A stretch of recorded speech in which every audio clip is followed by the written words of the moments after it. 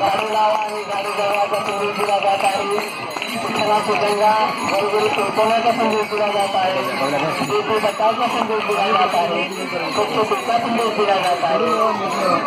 सर्व पालकांनी टाळ्या वाजून त्यांचे ग्रुप सूर्य आल्यानंतर टाळ्या वाजून त्याला जात जाईल. या पालखीसाठी दीपगीताचा गुरुसाठी साहेबांनी कंपास आणि त्या पालखीच्या मध्ये केलेला आहे. यापुढे आपल्याला शिक्षणाची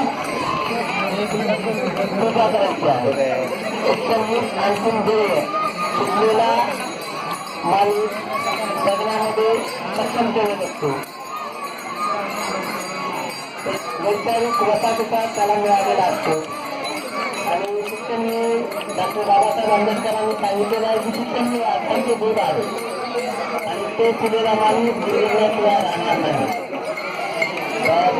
माननीय बाबासाहेब आंबेडकर म्हणजे आपल्या देशाला संविधान मिळवून दिले आणि त्यामुळे आज संविधान दिन आपण साजरा करतो.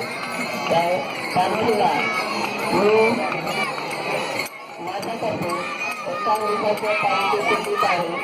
तर माननीय मुख्याध्यापक गांधी बाबाची माझ्या